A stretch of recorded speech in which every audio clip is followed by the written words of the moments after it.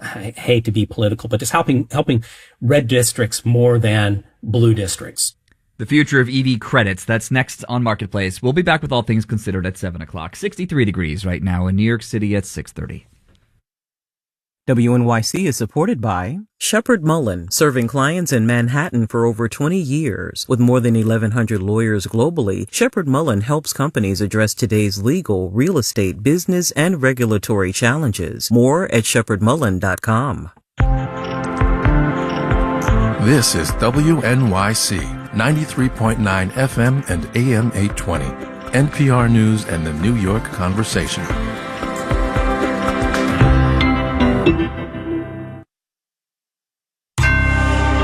Marketplace is supported by Progressive Insurance with Snapshot. Learn more about Snapshot at progressive.com or 1-800-PROGRESSIVE. Snapshot not available in California or from all agents. On the program today, the politics of this economy, but not in a good way. From American Public Media, this is Marketplace.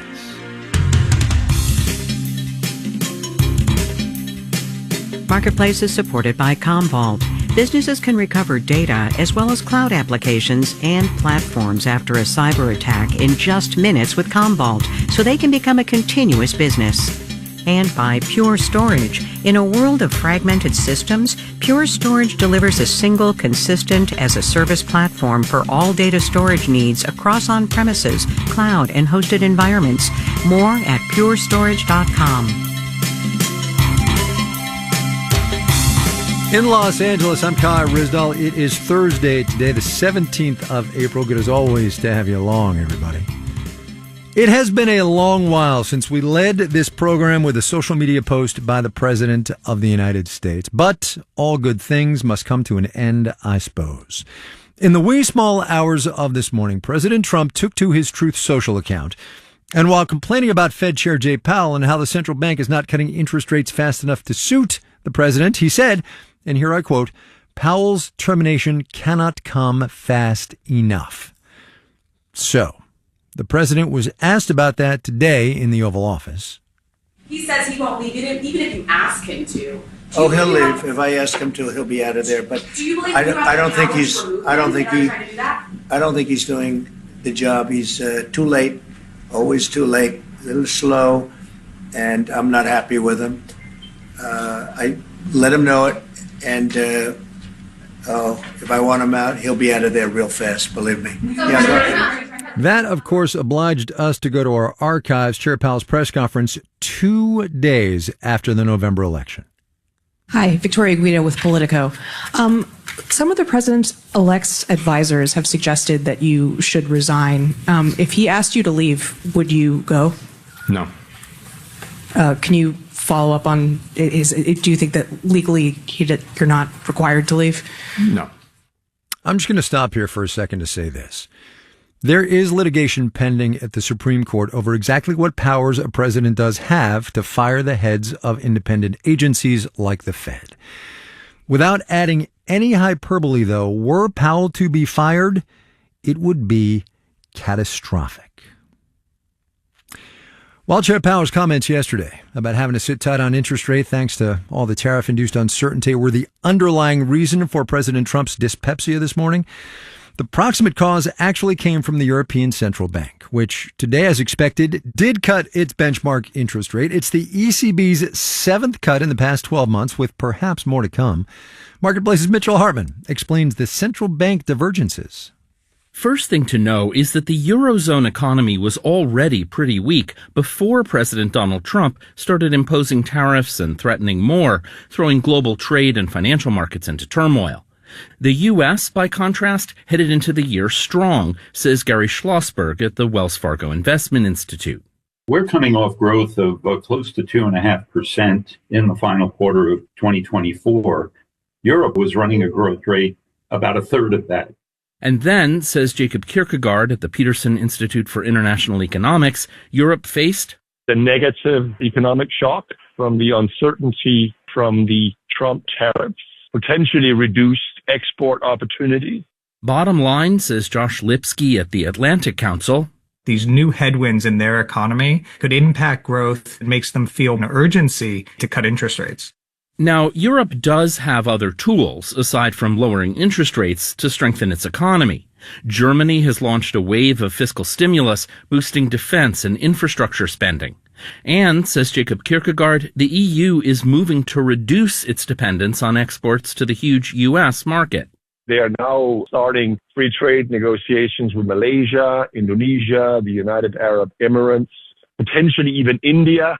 But all this takes time, and in the meantime, it's easy for the European Central Bank to cut interest rates now because it's gotten inflation well under control, and lower rates aren't likely to reverse that. The situation's totally different for the Fed, says Josh Lipsky. Because tariffs can lead to higher prices, this puts the Fed in a very difficult position, unlike its counterparts around the world. While other central banks can keep lowering interest rates to stimulate growth, Lipsky says the Fed is stuck. It's very reluctant to cut rates, while there's a risk that tariffs will push U.S. inflation higher again. I'm Mitchell Hartman for Marketplace. On Wall Street today, the blue chips took a tumble. Everything else was kind of meh. We'll have the details when we do the numbers.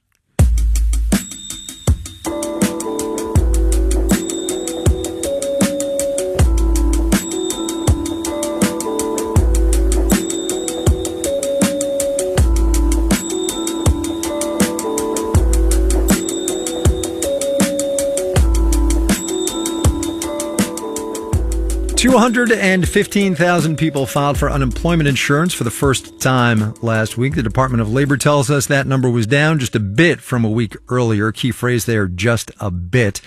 It was 9,000 fewer claims, to be precise. But, and however, while things economy-wise are increasingly uncertain, the labor market is still pretty much steady as she goes. Daniel Ackerman explains what's going on there. First-time jobless claims have held pretty stable since the start of March. And that is perhaps surprising when we think about what's going on with policymaking. There's a lot of chaos. Heidi Shierholz is president of the Economic Policy Institute. She says chaos is not ideal for businesses, but it could be why some are clinging to their workers right now, says Tuan Nguyen, an economist at RSM. Businesses have been continuing to front-run tariffs. Firms are rushing imports before tariffs could go up. Plus, Nguyen says it's risky to let good workers go. Labor supply has been and will remain tight for years to come due to demographic shifts and restrictive immigration policy.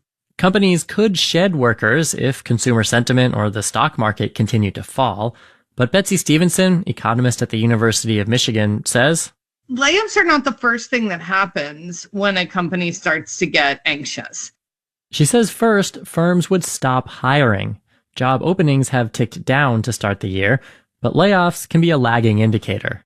And so when we start to see unemployment insurance claims rise, we're already in a recession. She says, big picture, we're not there yet. But Andy Challenger, VP at Challenger Gray and Christmas, points out, we've seen significant job cut announcements in the private sector, really significant job cut announcements in government. Now, those workers don't get kicked off the payroll right away. Those announcements often take a little while to take effect. So, Challenger expects to see unemployment claims rise in the weeks to come. I'm Daniel Ackerman for Marketplace.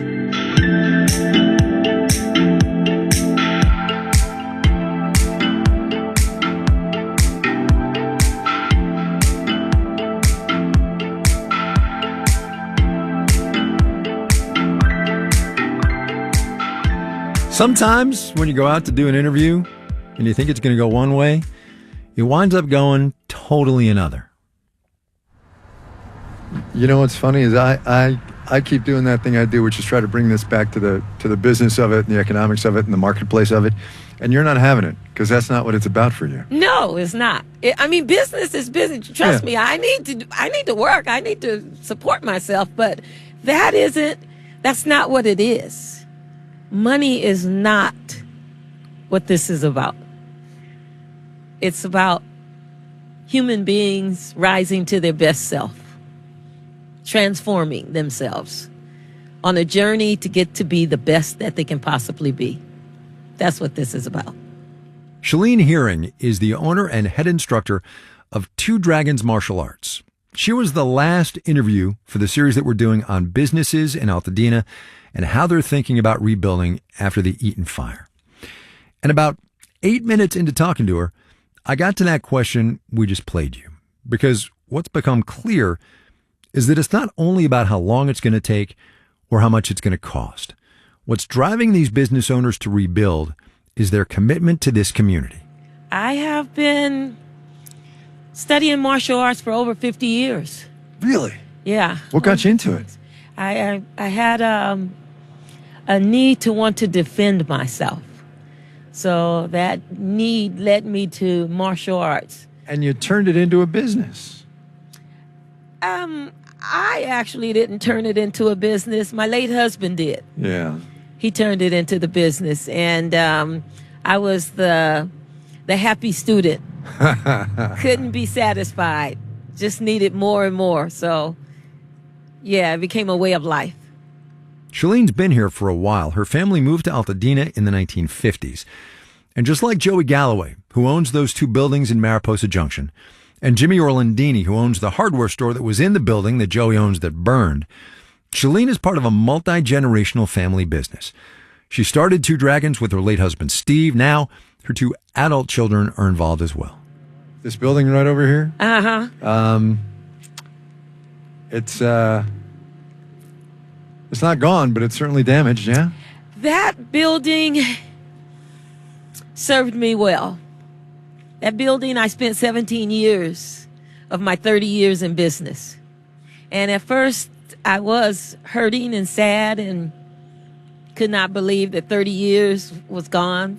Yeah. And then I became very clear by the outpouring of people that called me and told me they were crying with me as we watched that building burn on TV. Tell me about those people. Tell me about your students. Yeah. Tell me more. Yeah. Those students were the ones who made me understand and realize that that was not a that's the building. But it was all those people inside, all the spirits, all the energy, all the love, all those years were still living. Shalene's taught kids who grew up to be the parents of her future students. Before the fires, Two Dragons had around 90 students, from toddlers to teens to seniors. It's been 2 months since the fire. Yeah. Have you been able to keep on teaching? What are you doing? You know, I'm blessed. Immediately, people started calling me, asking me, you can come and use my space. Shalene was able to start classes again less than a month after the fires. First at a park near the Rose Bowl, then at a friend's studio in Pasadena, now twice a week at a summer campground nearby.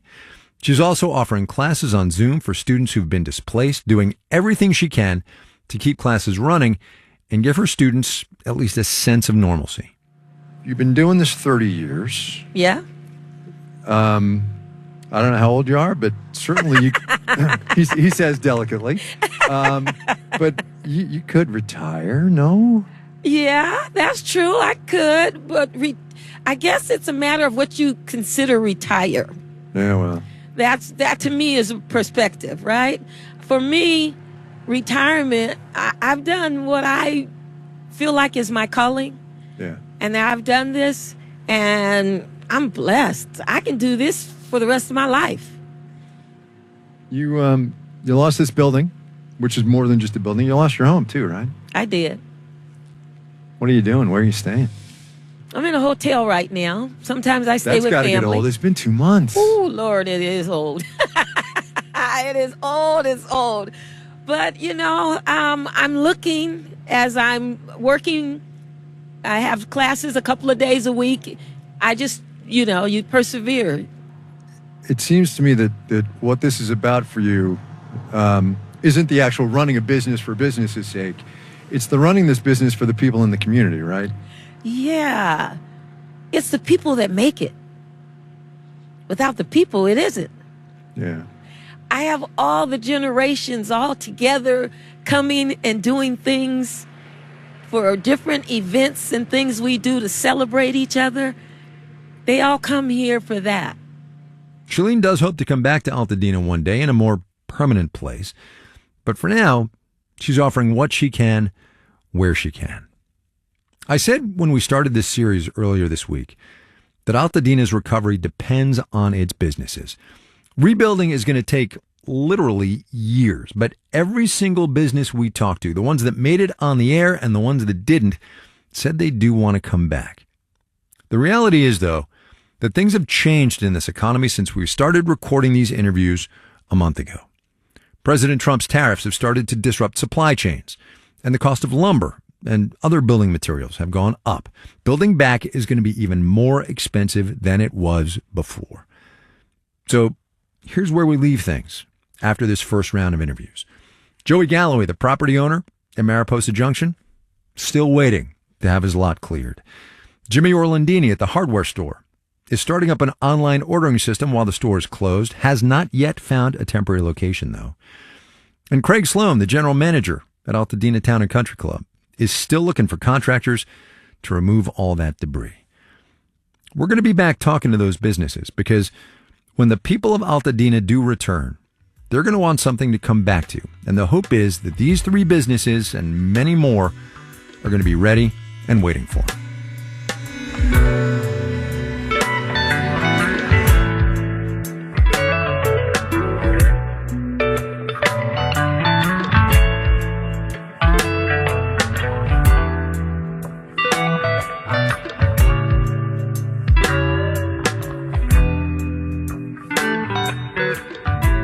Coming up.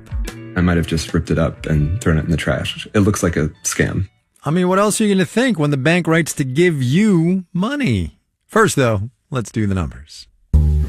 Dow Industrial's off 527 points today, about 1.33%, 39,142 for the blue chips. The Nasdaq down 20 points, about 0.1%, 16,286. The S&P 500, 7 points to the good, 0.1%, 52,82. A federal judge has ruled that Google is a monopolist when it comes to online advertising. That is the second such ruling against the company. Parent Alphabet subtracted 1.4% today. Alcoa, which once upon a time was called the Aluminum Company of America, forecast that tariffs are going to cost it $90 million in the second quarter. Alcoa descended 7%. Bond prices went down as well. The yield on the 10-year Treasury note thus rose 4.33% on the 10-year. You're listening to Marketplace. The Numbers is supported by Odoo.com, your entire business on one platform. Marketplace is supported by Mercury. Mercury is a fintech dedicated to helping businesses protect their money and power their financial workflows. Mercury, powerful banking, simplified finances. More at Mercury.com. And by Viking, dedicated to bringing travelers closer to the destination. Viking offers a small ship experience with no children and no casinos. Discover more at Viking.com. And by the Peter G. Peterson Foundation, a nonpartisan organization dedicated to raising awareness and accelerating action on America's fiscal challenges to build a brighter economic future for the next generation. Learn more at pgpf.org.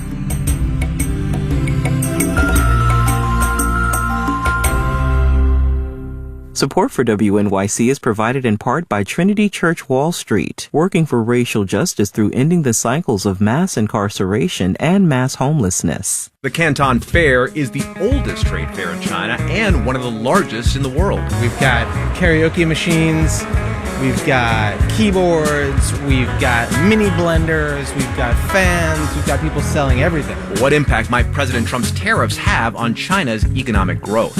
That story on the next morning edition from NPR News. Weekday mornings on WNYC. You're listening to Marketplace on WNYC. In the 7 o'clock hour of All Things Considered, scientists using the James Webb Space Telescope say they have the strongest evidence yet of possible life on another planet. But other researchers are skeptical. We'll hear all about that and much more in the 7 o'clock hour of All Things Considered. Stay tuned. This is Marketplace. I'm Kai Risdall. From literally day one of term 2, President Trump has been going after electric vehicles. He's directed his administration to revoke a waiver that lets California and more than a dozen other states require car companies to sell an increasing number of EVs every year. And he's ordered them to reconsider tailpipe emission rules that encourage automakers to build more EVs. Those rules are, for now, still standing, as is another program more familiar to consumers, a tax credit of up to $7,500 for certain new EV models and up to $4,000 for used. Marketplace's Henry Epp has more on the state of electric vehicle economics. John Witt of Winston-Salem, North Carolina, had been thinking about buying an electric vehicle for months. When President Donald Trump was reelected last November, he sped things up because he really wanted to get that federal tax credit for his new car. And given the way Trump derided EVs on the campaign trail, Witt wasn't sure the tax break would stick around. I just didn't know what would happen. I didn't know if they would just tell the IRS, like, hey, anyone request it, just don't process it. I don't know if they were going to do that. So 2 days before Inauguration Day, he drove nearly 2 hours to a dealership to buy a used 2023 Kia EV6. They have a guy in the back who does the tax credit, and he came over and said, does this look good to you? I said, yep. Said, sign here. Bada bing, bada boom. The tax credit was included in the price. $4,000 off. 3 months later, he's crazy about the EV he just bought. Yeah, I am over the moon. I love telling people about it. But it turns out he didn't need to rush to get the credit because it's still available, which is a little bit surprising, but not terribly surprising. John Hyam is on the board of the Electric Vehicle Association, a volunteer advocacy group that promotes EV adoption. The tax credit is enshrined in law, and only Congress can change that law. Republicans in Congress are pushing to make that change. Senator John Barrasso of Wyoming introduced a bill in February that would repeal the tax credit. In a press release, Barrasso said his constituents, quote, should not foot the bill for expensive electric cars they don't want and can't afford. The bill is in committee. Republicans in the House have taken aim at the credits too, as part of their efforts to extend President Trump's first-term tax cuts.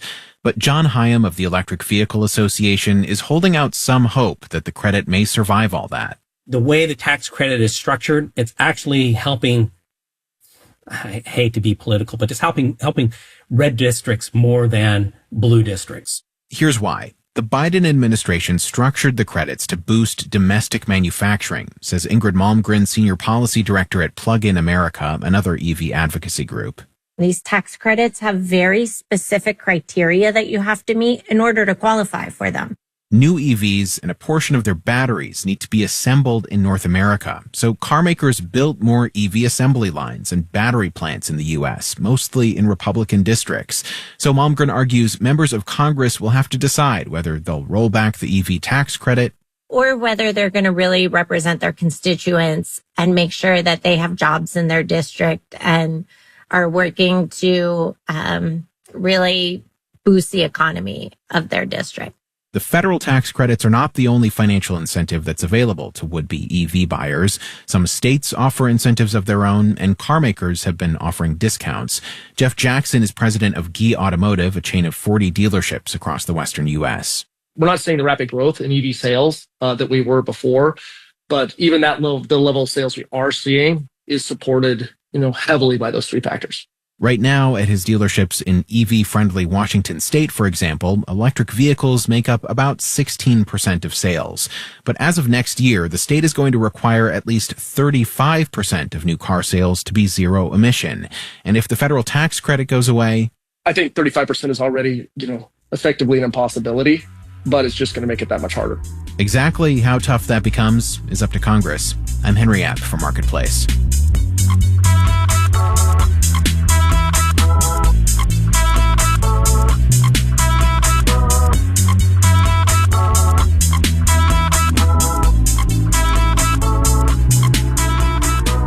You know how sometimes when you put on an old pair of pants or an old jacket or something and you find like a $20 bill in a pocket, or at least back when we used a lot of cash, that would happen? This next story is figuratively the same thing, but involving the pandemic and some questionable behavior by a big Wall Street bank. The Texas Newsroom's Rachel Osier-Lindley tells the tale. Okay, you may not want to go, but let me take you back to this time 5 years ago. COVID-19, the country shut down. Many of us were stuck at home. Uncertainty reigned supreme. As a journalist, I was busier than ever, but my husband Chase, he's a self-employed machinist, and working on huge metal lathes in his home shop wasn't exactly compatible with keeping our 3 sons, ages 5, 5, and 8 at the time, entertained, fed, Bread, and then bacon, and up to date with online school. Though I did record a lot of absurdist voice memos of us trying. some strings. Dashiell, pay attention.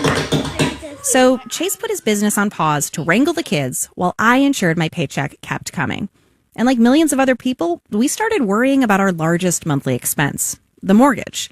At the time, a lot of lenders were talking about forbearance, basically an adjustment that lets borrowers put a pause on payments, but which can extend the life of the loan. It's so long ago, it's hard to remember. Chase and I both have a vague recollection of Wells Fargo sending us something. But then we looked into it for not very long at all and realized, oh, wait, no, we should not do that. Taking a month off of our mortgage felt more like a trap than something that we should do. So we didn't do it. We scrimped, we saved. I got really into grocery store couponing. Savings, $3. We made it work. And we never thought about mortgage forbearance again. Until a few weeks ago, when we got a letter from something called Wells Fargo Forbearance Litigation Settlement Administrator. What did you think when you saw this envelope? I think I'm glad that you got it because I might have just ripped it up and thrown it in the trash. It looks like a scam. And then inside this envelope is a very non-scammy looking check. Paid to the order of us for $492.84. That's a lot of money. It was great. Yeah, it was great. But how did this happen? We made our payments every month. Well, usually you get something by email or in the mail. This is Julie Forrester Rogers, a law professor at Southern Methodist University's Dedman School of Law. It turns out we were part of what ultimately became a $185 million class action lawsuit against Wells Fargo. So I think it would be surprising to get a check without knowing about it. But it seems to me that they probably have correct contact information for you since you did get the check. So my guess is that you did get some sort of notice. Huh. To be clear, I have 3 kids and I get a lot of junk mail from Wells Fargo, so I gave myself a pass on this. All right, back to the lawsuit. The allegations of the lawsuit are that Wells Fargo put some of their borrowers into forbearance without their permission, without them even asking or requesting a forbearance. Even just clicking a button saying you wanted more information could have landed borrowers in automatic forbearance. That's what Julie says probably happened to us. Now, here's the thing about forbearance. Even if you don't realize it and are still making your monthly payments, being in forbearance can negatively affect your credit. And that's how the class action lawsuit got rolling. I didn't notice, but other borrowers did. So they may have applied for a credit card and were denied. They may have applied for a home equity loan and were denied. They may have wanted to refinance their loan at a lower interest rate, and they were denied because of forbearance. While Wells Fargo settled the case last fall, they did so without admitting any wrongdoing. According to court documents, more than 300,000 borrowers were affected. So please, if you're a Wells Fargo mortgage customer, consider this a public service announcement. Sort through that giant stack of mail on your coffee table and open it. In Dallas, I'm Rachel Oger-Lindley for Marketplace.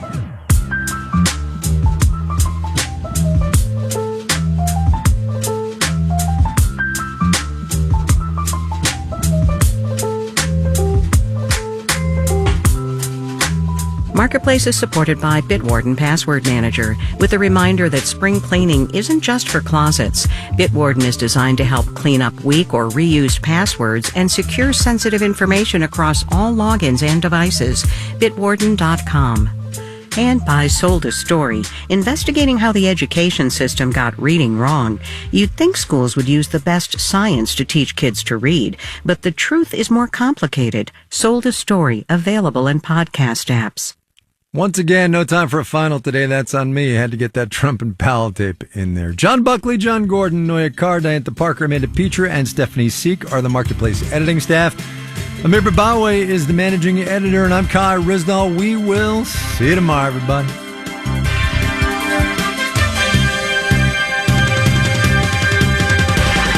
This is APM.